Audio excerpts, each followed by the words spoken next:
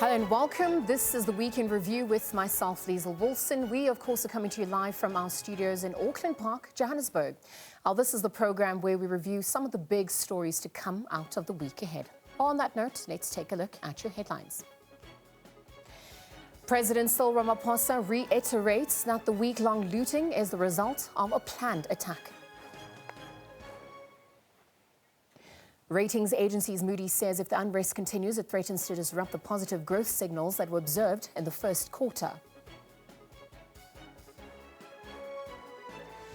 Pro-democracy movement in the Kingdom of Eswatini boycotts the national dialogue called by King Mswati III.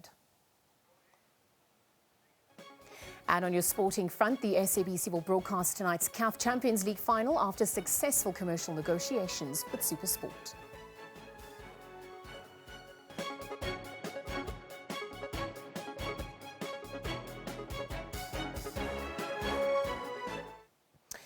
Right now, top story at this hour. South Africa has been rocked by economic protests, looting, scenes of violence, disruptions to livelihoods, security concerns, all this exacerbated by the COVID-19 pandemic. Now, as tensions begin to somewhat quell, we are going to be chatting to economist and author Ayabonga Cawe about the scenarios unfolding in South Africa, many of which are explored in his latest work entitled The Economy on Your Doorstep. Ayabonga, a very good afternoon and thank you for joining us. I think just to kickstart the conversation, I mean, you've noted that to understand the tasks which lie ahead and even overcoming them, we're going to have to look at the context of South Africa and how inequality was initially constructed historically. Indeed. Afternoon, Liesl, and afternoon to the viewers of SABC. I definitely think that you can't use just the contemporary lens and maybe the lens of over the last decade or so to understand what has been happening here. I think a big part of it, yes, happens in the political domain. There's a lot of, that is right in people suggesting that this is a project of economic sabotage, and indeed it is. But it's a project that mobilizes that type of sabotage. By really, I guess, hiding behind the desperation and hunger of many of our people. And in many ways, that serves as the long grasp behind which many of these economic interests behind these attacks effectively hide. And a big part of that is really contestations around the resources that are needed to survive. So a lot of the generalized chaos that we saw, people running helter-skelter, trying to get as much as they can, is largely, or in large part, due to the deep levels of discouragement and economic inactivity that we have in our society. And that has historic roots.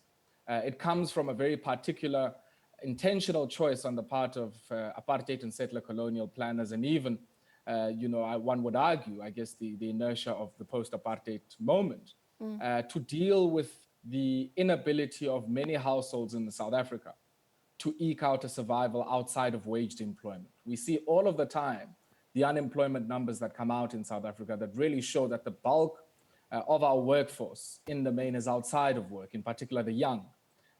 So the big question we haven't been able to answer in South Africa is how do you, outside of formal market waged employment, get people to participate in the South African economy? And we certainly haven't been able to do a good job in that. And a big part of that has to do with the history that we come from. I mean, take for instance, many poorer countries than South Africa, who have much higher levels of participation of their workforce than South Africa does. And you might ask yourself, well, why is it that a poorer country scores better on employment, scores better on inequality? And a big part of that is that you've had a very particular experience of what I call in the book, accumulation by dispossession, where people historically in the political economy that emerged were taken off the land, stripped of their livestock, stripped of all of the means that they needed outside of the mill, the farm, or the mine to work, so that they could go as a pliant, very desperate workforce, into the work, into that labor market. And there's this concept of reservation wages, which talks about the lowest wage beneath which somebody will not wake up and go and look for work. And I think the whole project of apartheid, in central part, was really about depressing those wages, and we haven't been able to extricate ourselves from that long nightmare. So Ayabonga, on that note, when we look at the link between urban and rural areas for capital accumulation in South Africa and the ultimate need for diversification of production, it became abundantly clear during these protests. How do we then go about doing this? I talk a lot in the book about the province of the Eastern Cape in Yeah. particular, which hasn't been hit, one might add, by these protests in a direct way. But if you think about migrant flows, especially one of the migrant corridors of the eastern part of the Eastern Cape, is the migration of people to the port city of Durban, and we also know the migration of people to the city. So in a way, those linkages through, be it remittances or even any other transfers, are going to be felt even in provinces like the Eastern Cape. But I think the big point your question is leading us to, Liesl, is the economic and, I guess, security vulnerability that comes with concentrating your production in particular places. Let me make the example of bread. One of the biggest manufacturers of yeast in South Africa is Anchor, and they are based out in eThekwini. Now, the fact that Anchor has had, for security reasons, to close their operations to preempt some of what could have potentially happened has had a ripple impact on bread distribution markets, not just in the province of eThekwini, but even in Gauteng, and one would argue spilling over into provinces like Mpumalanga, because of how dominant that particular producer is. Now, if you had production diversified in very particular ways, least of all of staples, you would have been able to at least deal with this and contain it as one critical to the Gauteng and KZN corridor. But in a sense, what this shows you is that you don't have the type of secondary industry and even the warehousing and the distribution capability in other parts of KZN, least of all in other provinces. And so if you get hit by a particular attack like this, it hits you in a way that, I guess, exposes that vulnerability of all of your production, manufacturing happening, I guess, in the urban core and in the coastal core in this case, with very little happening, I guess, in the rural areas. And so the case I make is that a starting point for diversifying production has to be about looking at the areas of production that secure the base, so food security. The second one is about securing the home. So producing all of the subsectors in the hardware value chains and built environment value chains that secure the home, be it the residential construction, water, sanitation infrastructure, and even the electrification programs that continue in South Africa. And then the third one is to secure future and new industries, so renewables, broadband expansion and connectivity, and make sure that those investments are not only happening in Cape Town, Durban, and Johannesburg, but you're diversifying where those investments are happening, and in so doing, creating the necessary infrastructure to connect the urban and the rural, outside of the old logic of cheap labor, and I mean, Liesl, one of the most bizarre things that one finds is there are a lot of roads in rural areas that lead to the main tarred road, but very few roads that lead to different economic productive activities inside of the villages. And similarly, you'd find the same in the design of our townships. One high street and a few sort of tributary streets that lead to that high streets to filter out labor every day, and the same situation back at the end of the day. But no real spatial design that aims to encourage intra-township linkages in ways that boost the township economy. And so when people burn the malls and people say, well, this is an attack on the township economy, it is indeed an attack on a particular kind of a retail and financialized township economy, but it's probably not the type of township economy that we want, because there is an oversupply of retail malls in our townships, that effectively make a one-way trip for much of the money that's generated there back to the urban core. And we have to resolve that as we try and restore and build back forward. Ayabonga, we're also looking at reports of racial tensions, the conversation about race resurfacing again. I mean, these are all social constructs that we obviously we see being played out, but it's also ultimately also found in policies and systems at large. So when we look at the events of the past week and perhaps how it's increased the chats about spatial injustices, the triple threats of poverty and inequality at large, how is this ultimately coming to the fore once again, and what do we do from here on to? I think, Liesl, it throws up two things. The first one is, the continuing reality of the unresolved national question in South Africa.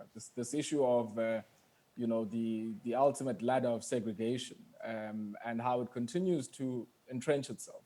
And in a way, it also, as can be expected in a capitalist environment, is interspersed with the class dynamics. So if you think about the logics that people marshal in order to arm themselves and to protect their property, and compare those to the logics of many of those who are trying to stake a claim to that property, you can begin to see that it's not just a racial antagonism, but it's also a class antagonism. Yeah.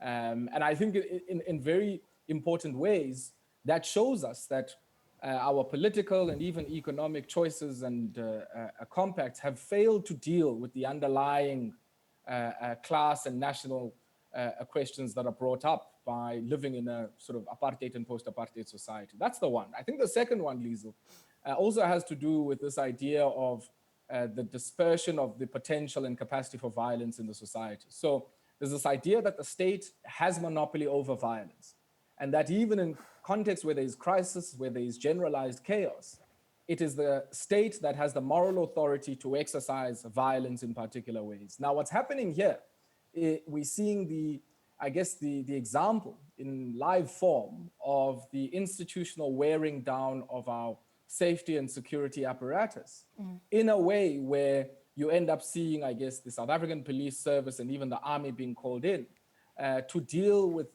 really a police service that is stretched, that is threadbare, that has found itself, I guess, flat-footed. And we're also hearing, 20 odd years after apartheid, that we don't have a police force that is trained in managing public order situations and riotous situations in the most unequal society in the world, where you expect these things to happen from time to time. So I think the reality is that in South Africa, that is created, coming from the history that we do and the subjective weaknesses in our safety and security apparatus, an environment where there are many people with capacity for violence, right through from people defending their own property to private security entities, to community policing forums, to vigilante groups that are emerging, all of whom are trying to defend property. But what we are doing is to create a very dangerous precedent where people can walk around carrying guns in the interest of a law and order that is done in a haphazard manner, but that also in many ways dislocates, because of subjective weaknesses, the police services, our intelligence services, and many other services that should have the moral authority to give injunction to the fact that the state should have ultimate monopoly and capacity for violence. Aibonga, just lastly, as we wrap up, the process of writing the book, The Economy on Your Doorstep, it's divided into 3 sections. Ultimately, what was its intended purpose? What do you want the readers to walk away with as we attempt to turn around the multi-generational, psychosocial and economic trauma that we've experienced as a country to date?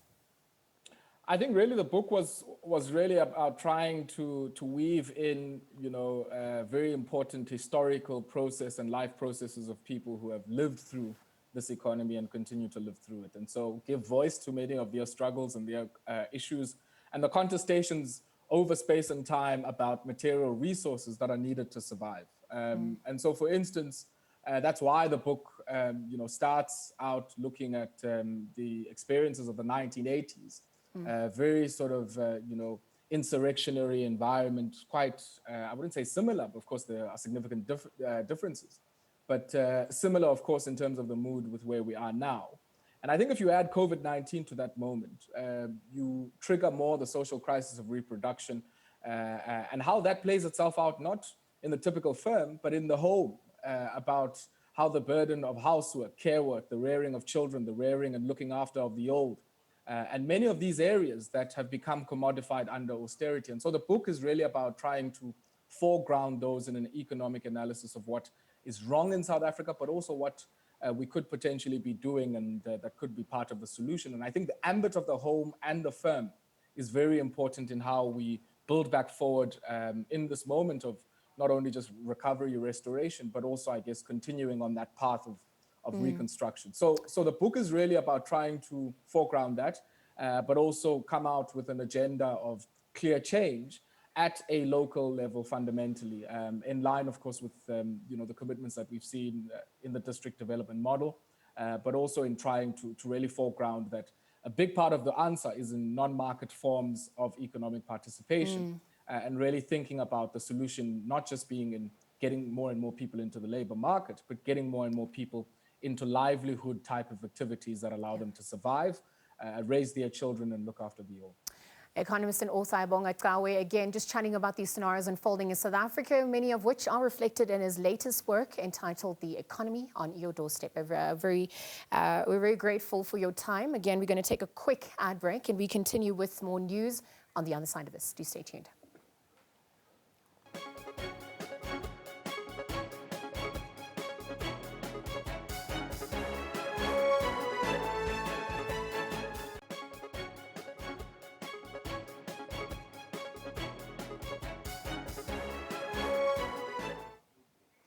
All right, welcome back. You're tuned into the Week in Review with myself, Liesl Wilson. We continue with more news at the SABC, where it is clear now that the events of the past week were nothing less than a deliberate, coordinated and well-planned attack on our democracy. This is according to President Cyril Ramaphosa, and he said despite the widespread destruction, this attempted insurrection has failed to gain popular support. But he has also admitted that government was poorly prepared. The president addressed the nation after his visit to Durban and surrounding areas to see firsthand the massive destruction left by the looting spree. But for more on the week's unfoldings, we are joined by political analyst Xolani Dube. Xolani, good afternoon. Thank you for joining us. We are looking at the deeper roots behind the anarchy, the violence, the looting in South Africa, and even the insurrection attempts that was declared by the president last week. What is emerging? It's clear now that the ANC in 1994 was handed over a phantom state, and the real state is still with the minerals energy complex, or those who were the architects of apartheid. The real state is still with them, and we as natives under the ANC, because ANC is the administrator of the natives. We are surviving under the phantom state, and our phantom state is so chaotic. We have seen it, and clearly now we understand that South Africa is two worlds in one. There is a world of the condemned and the world of the saved, and unfortunately the natives are in the world of the condemned. Even if you are a middle class, nowadays we have seen it, that we are not safe in the space of the saved.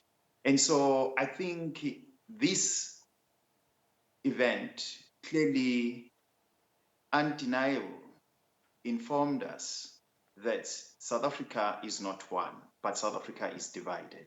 And so it is an opportunity for us to ask ourselves, how do we create the bridge that will link the saved and the condemned? Because if we are still going to really discuss about Cyril Ramaphosa, I don't think that we would be doing justice to our discourse as well as to the future of the next generation. Because where we are today is the result of the ANC factional wars.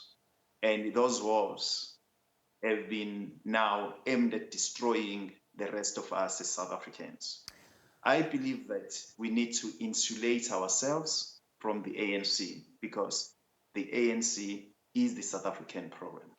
Xolani, when we look at the multi-generational psychosocial and economic trauma that we have experienced as a country, and we also incorporate theories such as social reproduction theories. We're looking at issues of gender and race oppression, not only through these protests, but South Africa's democracy 27 years later. How is this occurring within a capitalist society, that South Africa is currently perpetuating through the scenarios that have unfolded? Look, as I've said, South Africa is a fully fledged capitalist society, and so the divide between the poor and the so-called the haves is well known. But unfortunately, if you go back to the books of the late Professor Makubane, he quite clearly tells us, or in his books, about the issue of class race in South Africa, that you can't simply ignore the issue of class and race in South Africa when you deal with South African politics. And as I'm saying, the recent event is showing us that class and race in South Africa is still entrenched.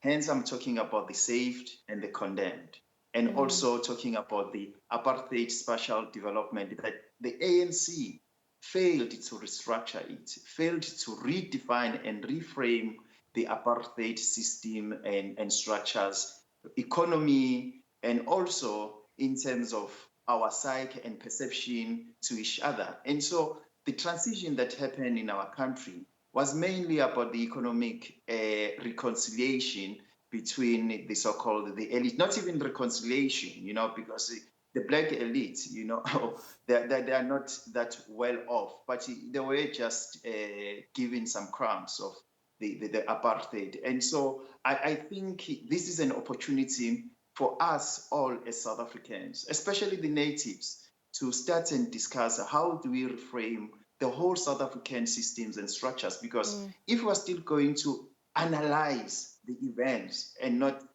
comprehending and trying to craft the future, I think we'll be wasting our time. Let's craft and think what kind of future we want as South Africans. Yeah, absolutely. Many calling for policy and change for that matter.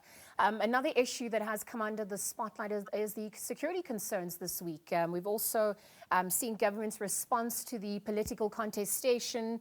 But, combined with the socio-economic dissatisfaction, this sounds like an erupting volcano that's currently happening. And I think when we look at the issues of security in the country and government's response or lack thereof, what dangers possibly lie ahead?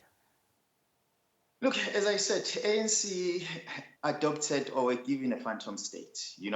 That's why they were not aware of, or possible they are claiming that they were aware, but other people never decided to act, and so another thing, that's another issue to show that the ANC factional was really aiming at destroying not only the ANC, but they are also aiming at destroying the well-being of South Africans. But what worries me is that in that 1994, when we inherited a phantom state and the real state was left with the so-called with the saved, because the saved, as we have seen it, if you move around the suburbs, you can see that they are well armed, and if you go around Africa, ask yourself who are the risk management companies. Most of them are former apartheid soldiers. And also, when you look at the security service inside the country, who are dominating